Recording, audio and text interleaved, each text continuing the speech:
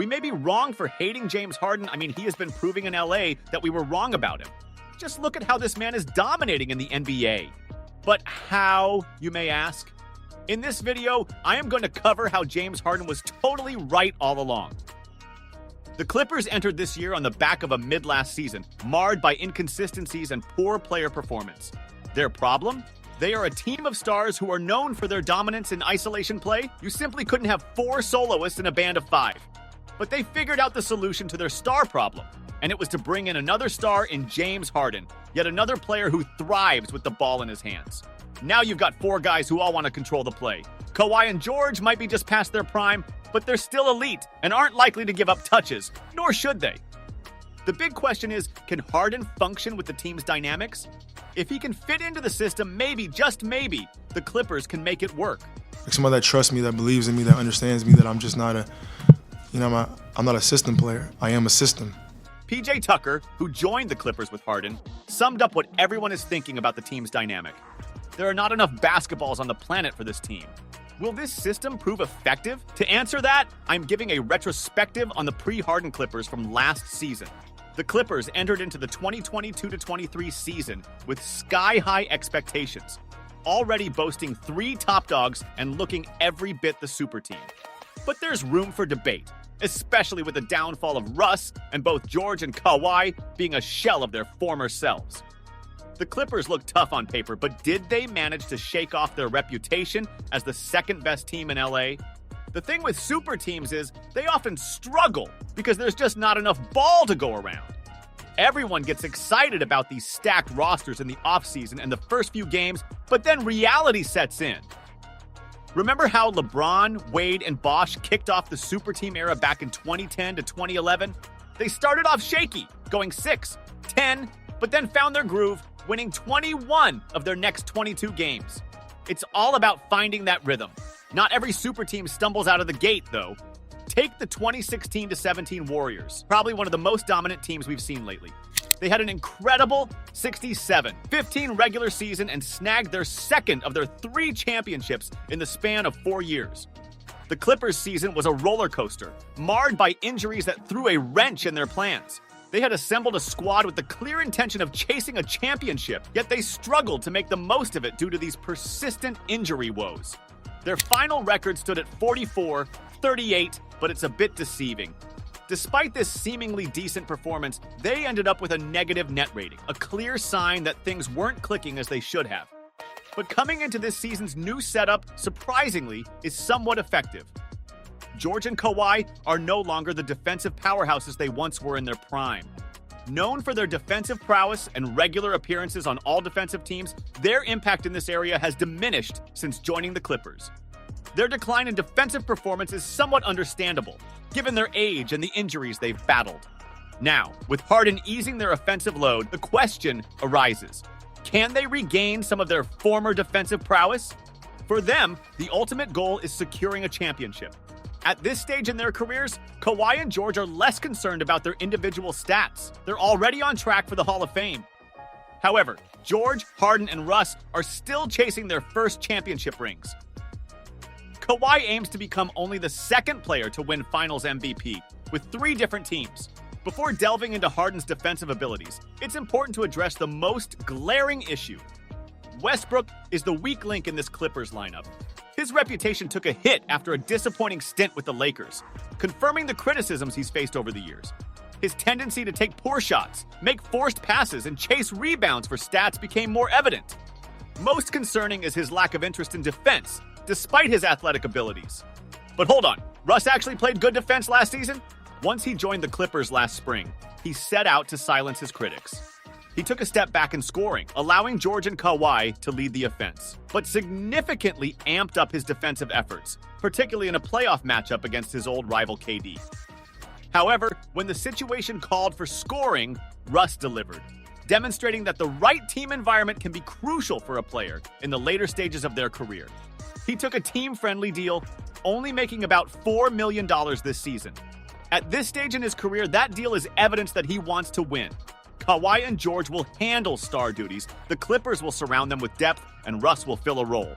Now with the beard on this side of LA, is there hope for this franchise? Here's the amount of games like the amount of games that he only had at that time. It was 5, 6, 7, 8 games. Like that's not enough games. You know what I mean? So we still haven't figured it out because like different teams, guard is different. You know what I mean? Harden was right. They needed just 10 games to figure it out.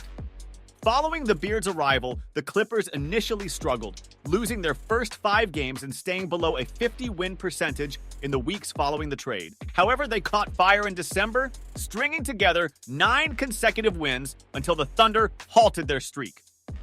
Since their early struggles, the Clippers have turned things around impressively, posting an 11-2 record, the best in the Western Conference, and achieving the highest offensive rating in the conference at 122.6. The Beard is actually proving himself. Harden's performance has been impressive, with efficient shooting, a low usage rate, and plenty of assists. Things are finally looking up for the Clippers. As the regular season reaches its midpoint, earlier concerns about Russ and Harden clashing for a spot on the team have vanished. You can see the excitement in Kawhi when Harden nails a crucial shot in a tight game.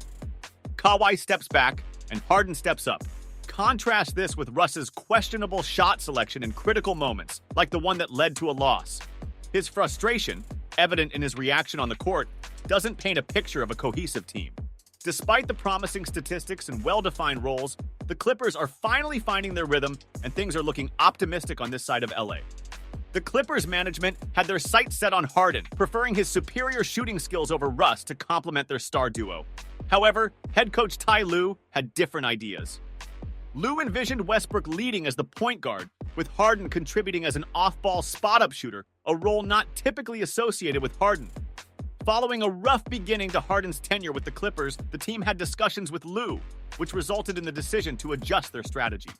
They chose to run their offense through Harden, rather than trying to mold Harden to fit their existing system. If things work out as planned, Harden will continue as a low-usage, high-efficiency point guard, as he's been this season. Meanwhile, Kawhi and George will dominate defensively and still average around 23 points each per game. Russ will have the opportunity to unleash his high-energy play in bursts. If this strategy succeeds, 3 of these future Hall of Famers could be on their way to their first finals victory. There's plenty of reason for optimism this season. George has ramped up his offensive aggression. Kawhi has been performing at an elite level. Crucially, both have stayed healthy, which is vital since the team doesn't rely on them for every offensive play. Harden has been impressive, and Russ has proven to be more adaptable than previously thought over the last year. Depth might be a concern, but if these 4 stars can perform consistently through 4 playoff rounds, depth may not be a significant issue. Harden understood this. He knew that team success wouldn't be instant. Despite initial doubts, they're showing promising signs of coming together as a formidable team.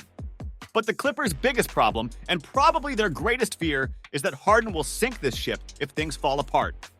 Once upon a time, Daryl Morey catered to Harden's every need in Houston, yet Harden moved on in search of something better. A similar pattern emerged in Brooklyn. In Philly, everything seemed ideal for Harden. An MVP-caliber teammate, a system that played to his strengths as he aged, and solid team depth. Despite this, Harden still ended up leaving. Now with the Clippers, we're left to wonder how long it will be before history repeats itself. Harden's tenure with the Sixers also started well, but eventually soured. The same could happen with the Clippers, perhaps due to an injury to Kawhi, Russ's dissatisfaction with his role, a disagreement with a coach, or unfulfilled promises. This pattern has become familiar. Harden joins a team, initially brings success and happiness, but as soon as challenges arise, he tends to move on. The NBA season is a marathon, and the Clippers are bound to face obstacles and challenges. As Harden previously mentioned, success takes time. Many were quick to label the trade a failure before witnessing the Clippers' performance over the past month, and that judgment proved to be premature. The real question now is whether Harden has the perseverance to weather the tough times and lead the team to a championship. This team is all in for a title right now, and it's starting to show. But the question remains, how far can the Clippers really go? If they don't secure the title this season, it will be seen as a letdown. But beyond that, if they fail to win this year, how quickly will Harden move on in search of a better opportunity? And more crucially, will other teams still be willing to take a chance on him? I'm curious about how your view of James Harden has evolved over time. Share your thoughts in the comments. Harden has defied many expectations this season, but there was a time when his career seemed to be in jeopardy. Check out this video to learn more about that turning point.